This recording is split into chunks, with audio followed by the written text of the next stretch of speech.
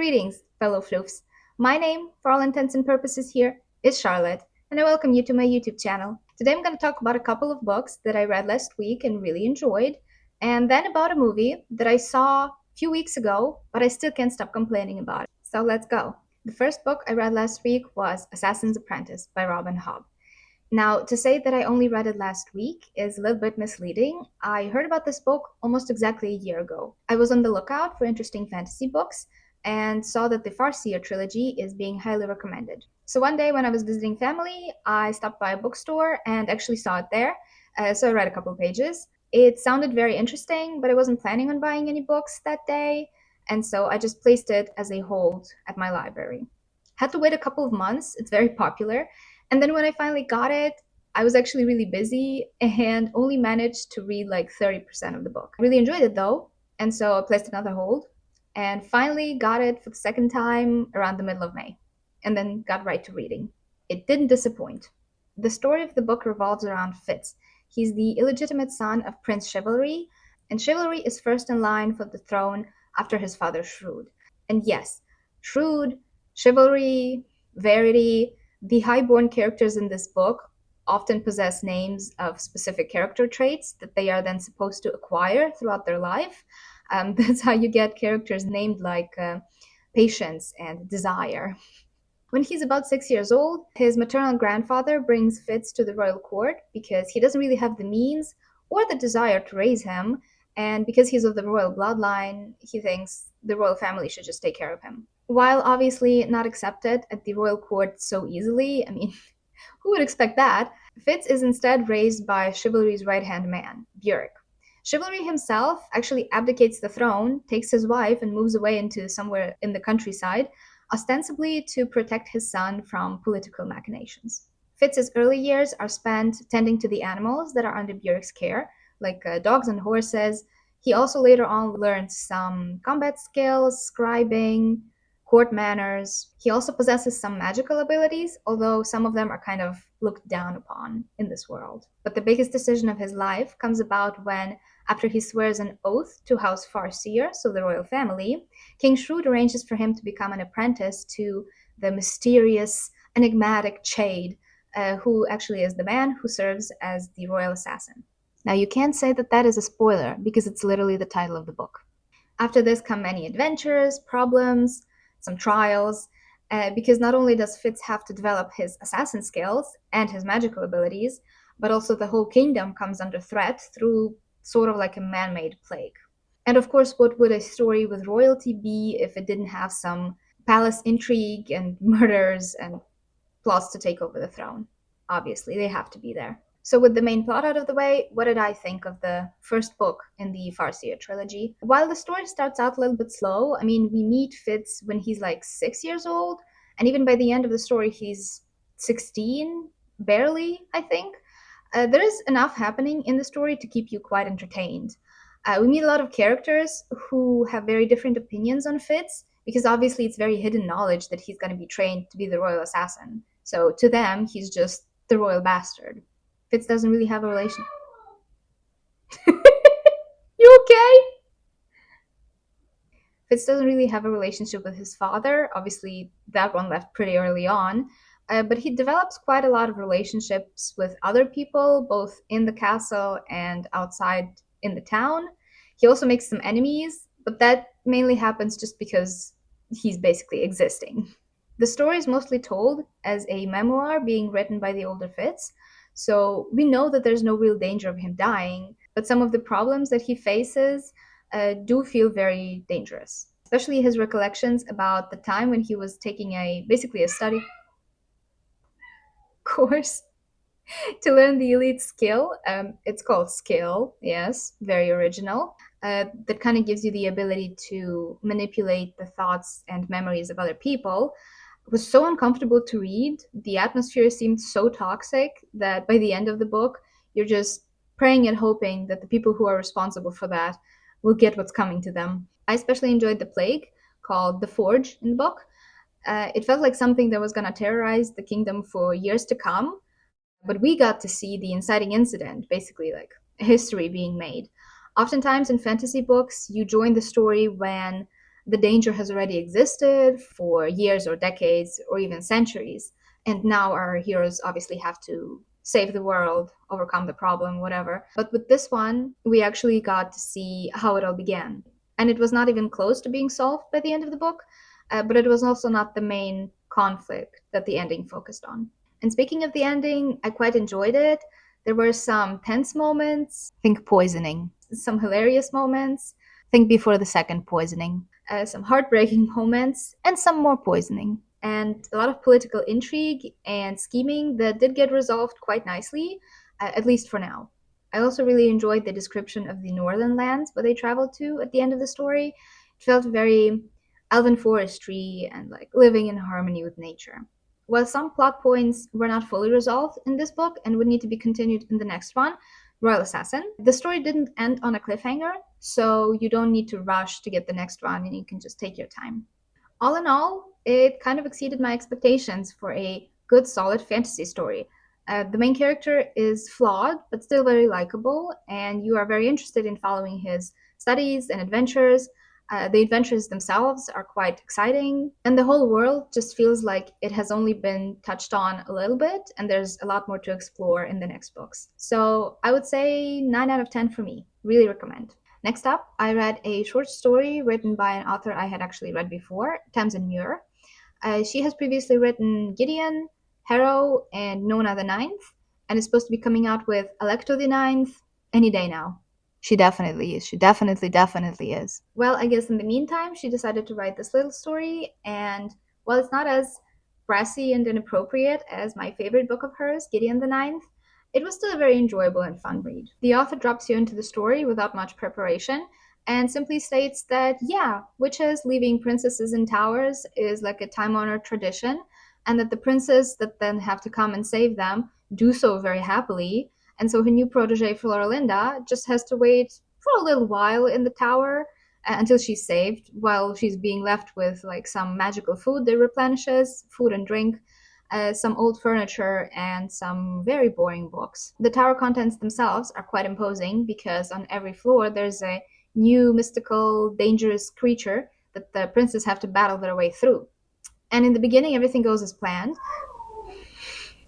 Many princes show up. They enter the very first room, which arguably has the most dangerous creature of them all, I would say. So they enter, but none of them ever come out. After a while, Floralinda notices that no more prospective rescuers are coming. It's as if the world has run out of princes. So, while growing increasingly bored and cold and impatient, she decides that it's time to try and take matters into her own hands, even though it doesn't go as well as she would have hoped.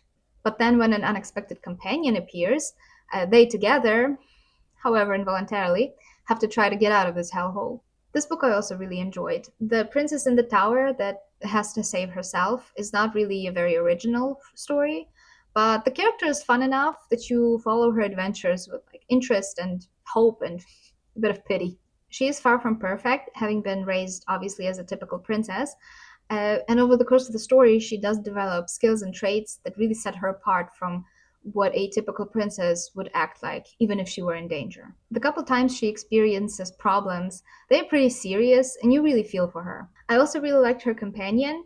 Not only did they have like surprisingly deep and varied knowledge of like biology, medicine, toxicology, and just like general STEM subjects, but also they stayed pretty consistent and unchangeable throughout the whole story, which gave a really nice contrast to our very like human and changeable princess. I also liked that each chapter was named after the floor on which most of the story was going to be happening, even though it did kind of give away where the story was going and how it was going to end. That said, the ending did make me a little bit mad.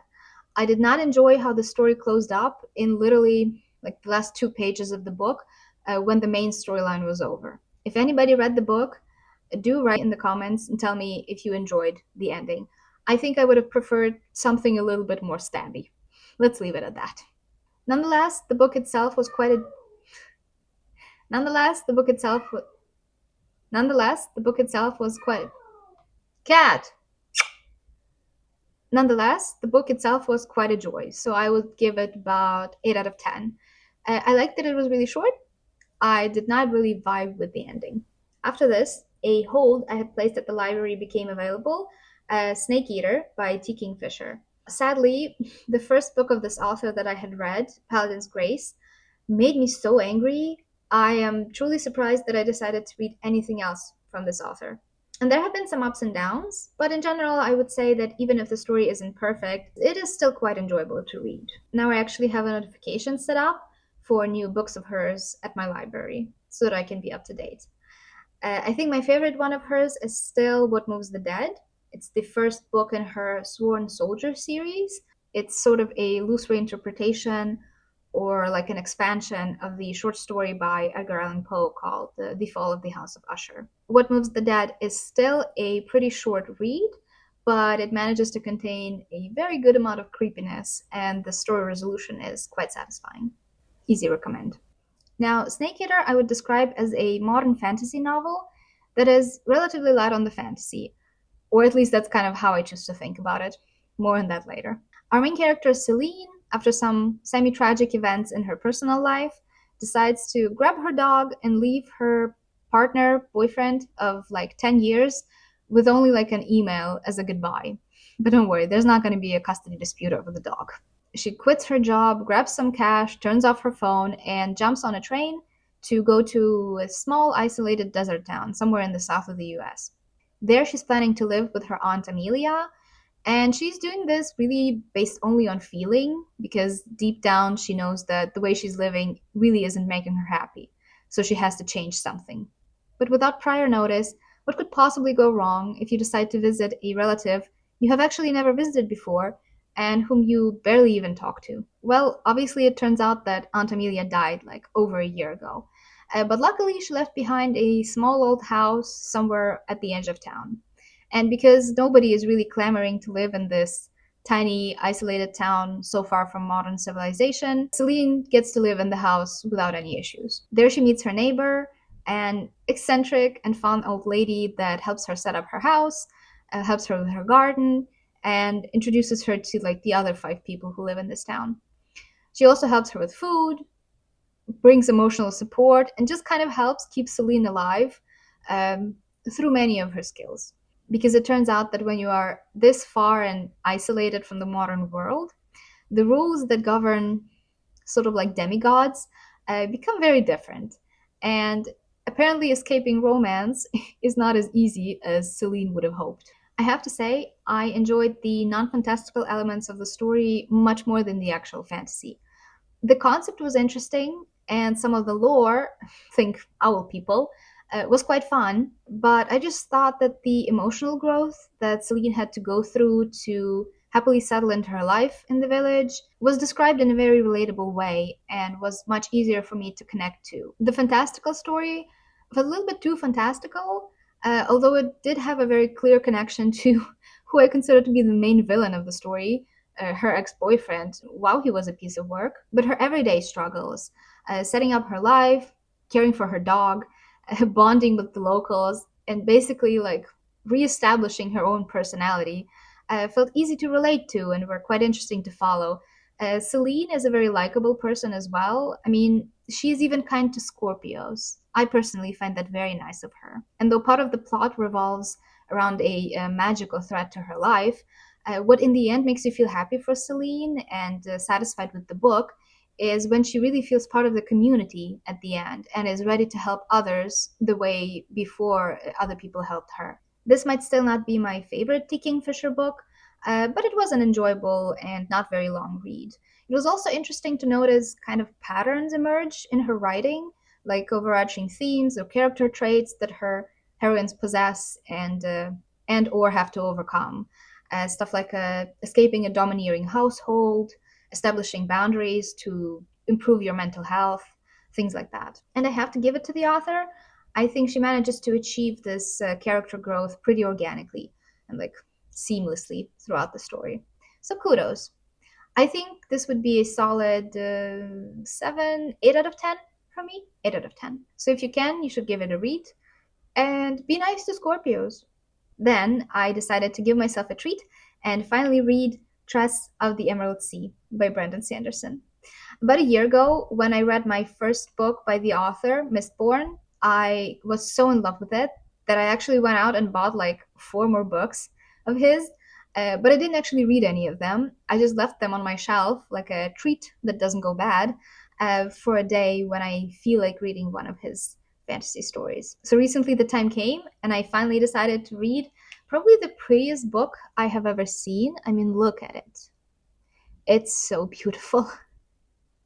This is a very popular one, so I think a lot of people know it. But I still wanted to talk about it, or maybe more like gush about it. The story follows Tress, a surprisingly level headed and reasonable 18-year-old who lives with her family on a small island. Now, the magic system on this specific planet in the world of Cosmere is quite specific, and I don't want to give it away. Suffice it to say that leaving one's own landmass is quite dangerous, and that's because the seas are not exactly filled with water. Instead, it's deadly danger all around, and some places are even more dangerous than others. It doesn't really matter to Tress because she is too busy being cute and friendly and a little flirty with a boy her age, and I kept waiting for the guy to say something mean or snarky and just, behave like a typical young adult. But he kept just being the most like golden retriever kind of person. He was so nice. Their romance was so cute. I just kept blushing all the time. Just the pure joy the relationship was. Can't remember last time something made me feel so warm and fuzzy inside. Well, it all comes crashing down one day when, in order to separate them and their budding romance, his father tells him that now he has to leave the island to go get married to somebody. Tress actually waits for him for quite a while, but when it turns out that he's not coming back, he didn't get married, but he's not coming back, and that he is in actual danger, she decides that the only reasonable conclusion to this is that she has to go and save him herself, obviously. And she goes about it in kind of the most unexpected way you could imagine. She goes to her parents for help. I know, healthy communication. Who has ever heard of that? That is probably the most fantastical element of this whole story. Then come many adventures, new skills, new friends, a couple funny twists, and of course, a happy ending. When I had first started reading the story, it kind of felt like a true fairy tale, not necessarily because of the story itself, even mainly because of the writing. It felt very calm and warm, a little witty, kind of like a less sarcastic version of a Terry Pratchett novel. I appreciated that the main character, while being very young, still had a solid head on her shoulders and actually used it in situations where it was required, and didn't just like run into danger, guns blazing. Even when things didn't go her way, she still took a beat to compose herself and think of a logical way to get out of the mess. My favorite part of the story was probably the visit to the Crimson Sea. That was a very funny interaction. I had figured out the main mystery, or like plot twist, somewhere probably in the middle of the book, but I wouldn't even say that it took away anything from the story, and if anything, it made me more excited to see how it's all gonna play out. I think this might be one of my favorite books now. It just gives me this warm, fuzzy feeling every time I think about it. 10 out of 10. I would give it more if I could. And now for the final novel that I basically finished reading just yesterday.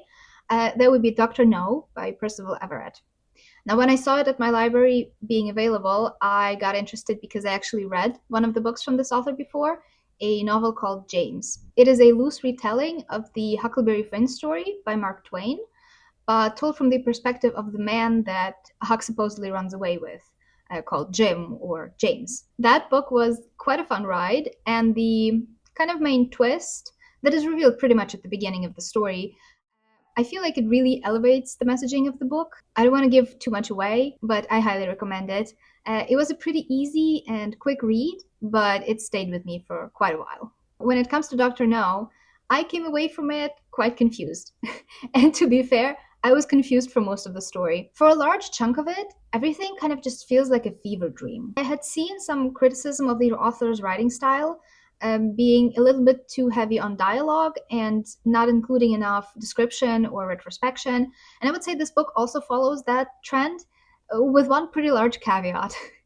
Basically, in this one, if we are not in an active scene where the character is talking to somebody or um, trying to get places, he tries to get places quite a lot, he is ruminating on the nature of nothing. And you don't need to remember that word because I'm pretty sure the word nothing occurs in this book at least a couple thousand times. We follow a mathematics professor from Brown University, Dr. Vala Kitu.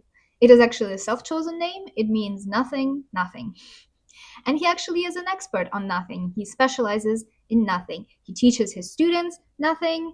He researches nothing. And apparently, doing nothing is much more difficult than one would expect. Basically, throughout the story, the word nothing just kind of loses all meaning to you. He is hired by a billionaire to help him become a supervillain and steal nothing from the United States Fort Knox. Yes, he wants to steal nothing. Don't ask me questions about it, please. Solid chunks of the book focused on describing different mathematical theorems and principles, and whew, those were not easy sections to get through.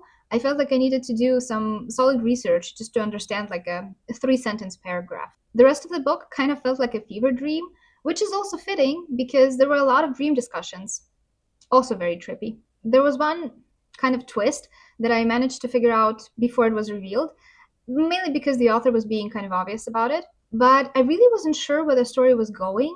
And when I reached the ending, I felt kind of embarrassed about it because there was no possible other conclusion to be had in that book. It's very open ended, but also kind of conclusive.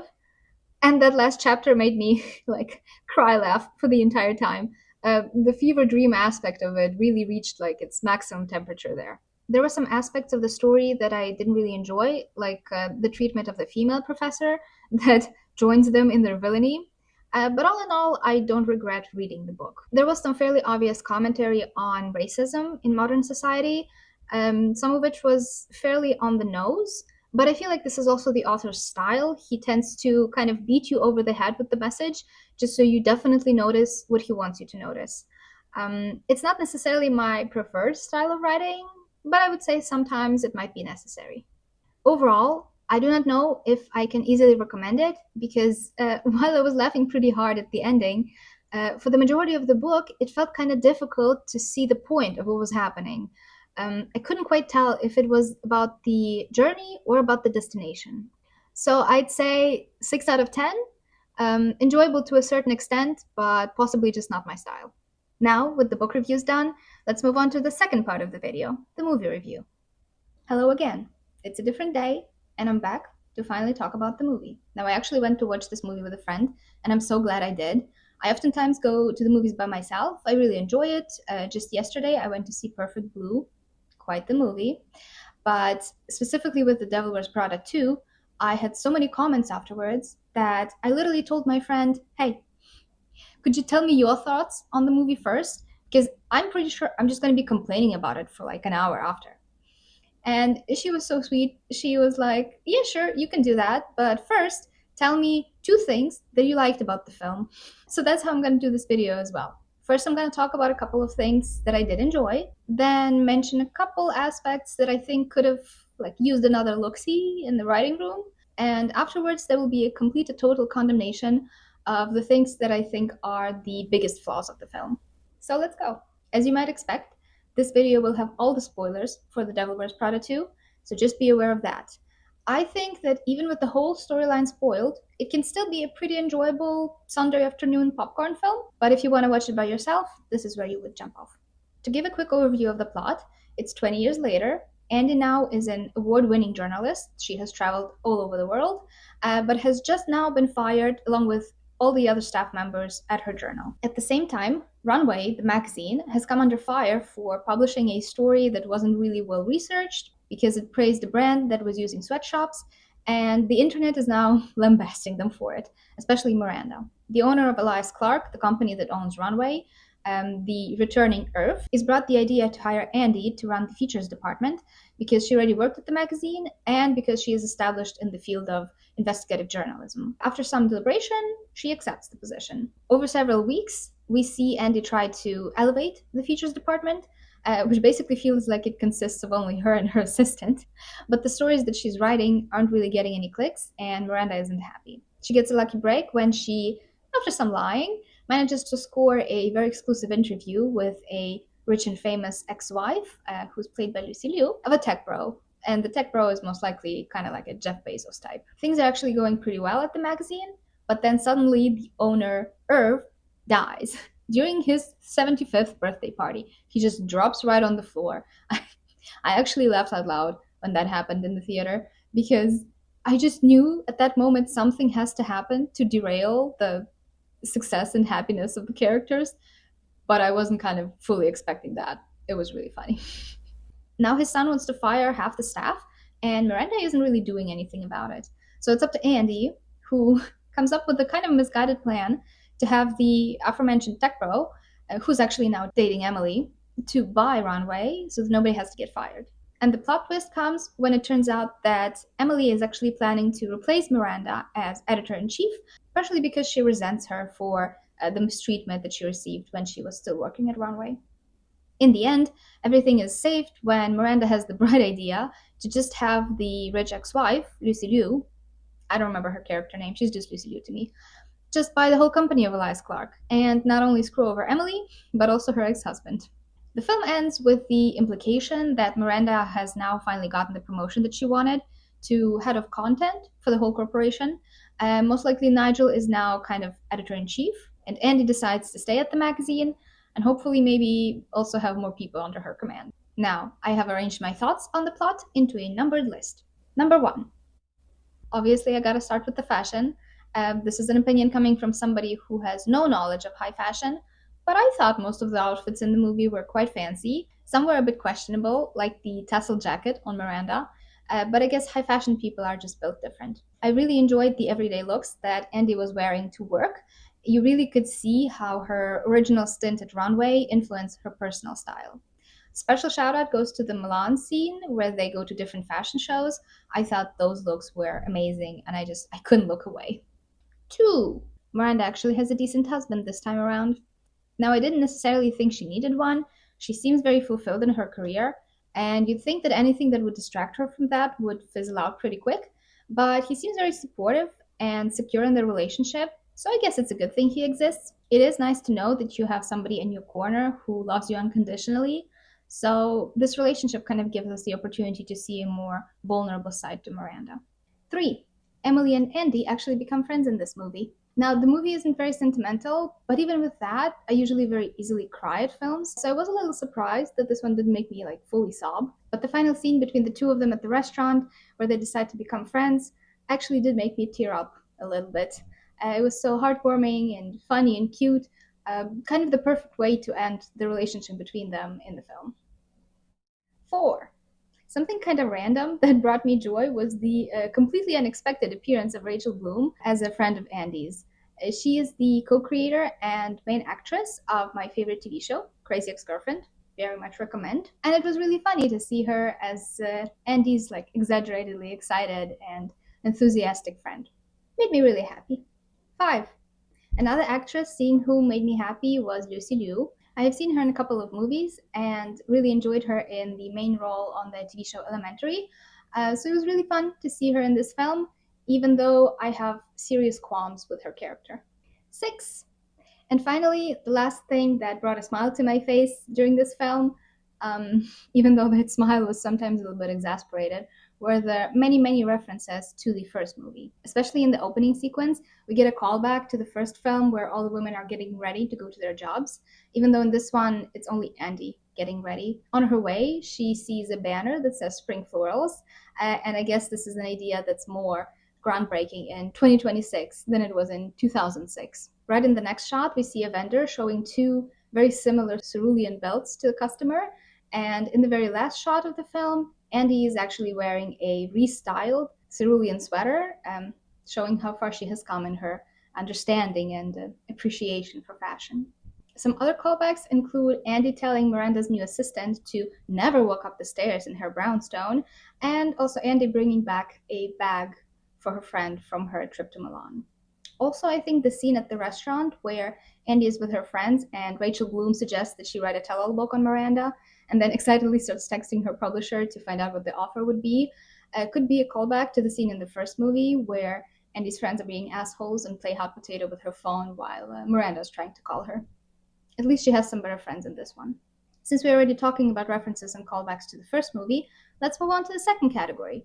Things that mildly annoyed me, but weren't worth setting the movie on fire over. Number 7, Miranda's coat and the larger issue around that scene. In the new movie, there's this scene where Andy sees Miranda hanging up her own coat. She is shocked and asks an assistant about it, who then proceeds to tell her that yes, apparently Miranda used to just throw it at people, but now the times have changed. Andy, after like a wistful smile, says, "Oh yeah, I guess the times have changed." First of all, the struggle that Miranda seems to have with the code looks kind of ridiculous. I assume it isn't alive and isn't actively resisting. It kind of looked like it could have been a scene from, excuse the reference, a Fantastic Beasts movie where Newt is trying to shove a magical animal into an enchanted suitcase. But the bigger issue I have with this scene is that it's just so unsubtle, so blatant and obvious. Like, no brains are required to come to a conclusion by yourself. Compare that to the scene in the first movie where Miranda is unexpectedly coming back to the office. Nobody has to tell Andy, "Oh, she's such an unreasonable boss and we're so afraid of her." No, everybody just starts running around the office, throwing out food, putting on shoes, moving stuff around. And we, as the audience, and presumably even Andy, understand what kind of boss Miranda really is. None of that subtlety is present in this film. When Andy complains to her friend that she and all her colleagues got fired at the beginning of the movie, but the CEO of the company brought back something like $11 million last year, her friend doesn't even have anything of substance to say because this is such an overdone statement, so obvious. Uh, all of that could have been just scrapped and been conveyed through like a photo of a headline. It isn't the biggest hill to die on, but especially because it's such an easy comparison to the first movie, the difference in competent writing really shows. 8. On a lighter note, Andy's relationship.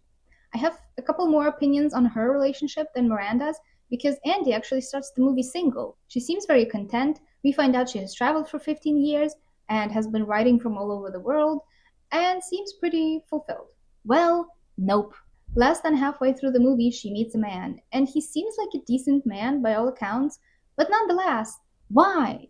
What is this plotline bringing to the table other than Andy has a man now? And side note, I didn't really feel any chemistry between them. She was laughing so hard at every like semi-funny thing he said that I was just happy that they didn't include a scene of her like accidentally snorting, like every woman does when she meets a truly hilarious man, who is of course going to be the one. So no, I don't think he should have been there, but at least he seems like a good guy. So good for her. Though I did think that the scene where her friend was quizzing him as if she was a professional matchmaker was low-key really funny. 9. Another Andy-related annoyance. It's as if she's the same person she was in the first movie. Way too often throughout this story, we see her regress to this like bumbling, insecure, lost young girl that she was when she had first started her job. And we can charitably say that maybe it's just the way Miranda makes her feel. This is the revertigo effect, as coined by Marshall in How I Met Your Mother.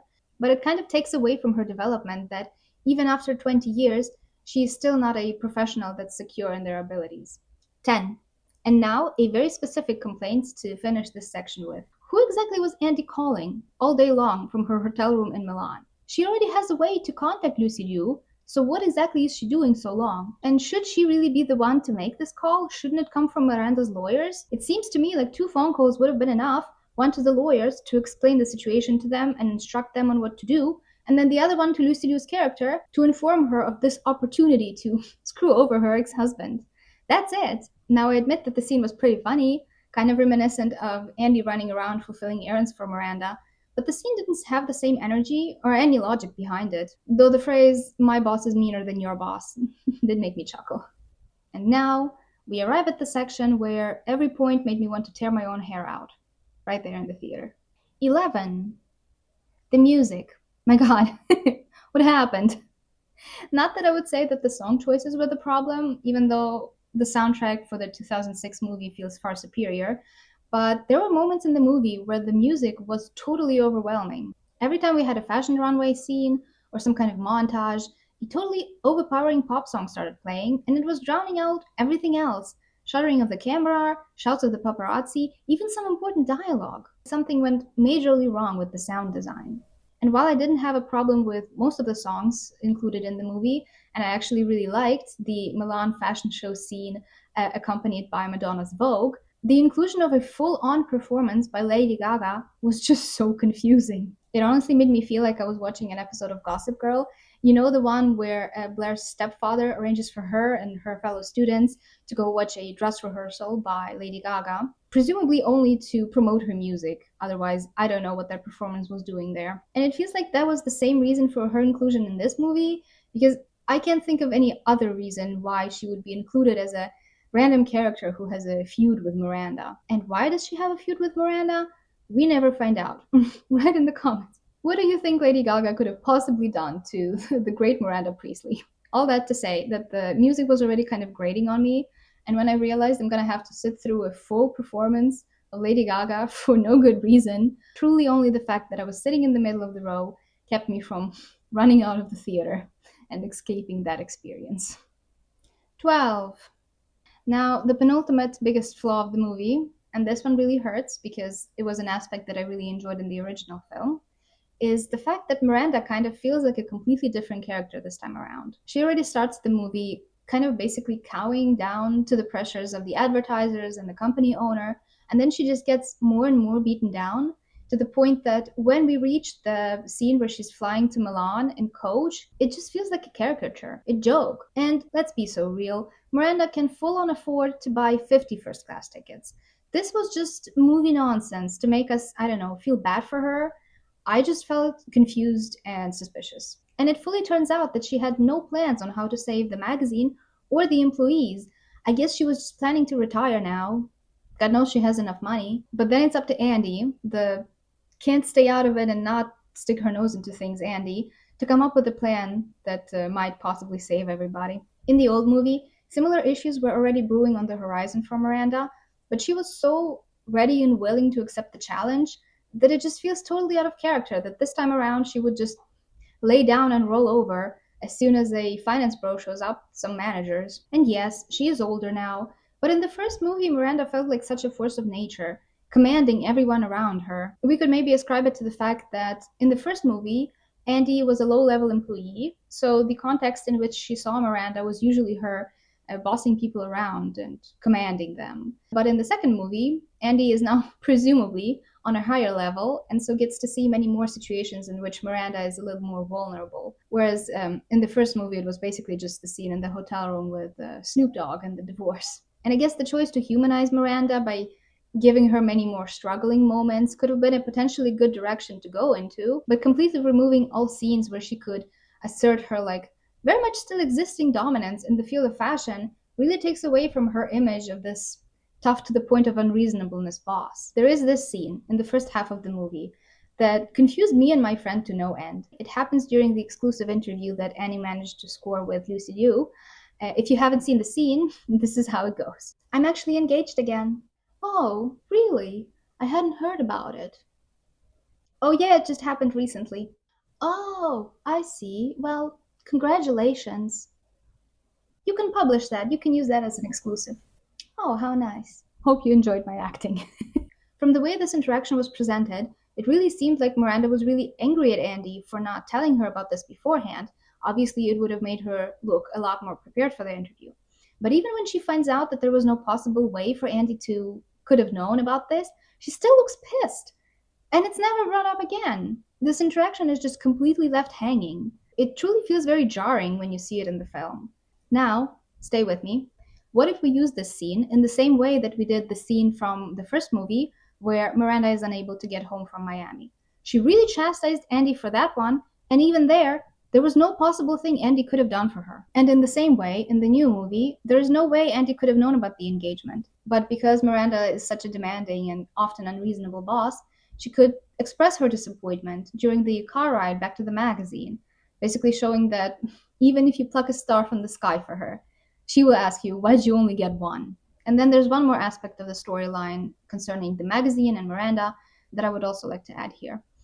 While ending on like a lovely note of friendship and support, upon closer inspection, this storyline just kind of pissed me off.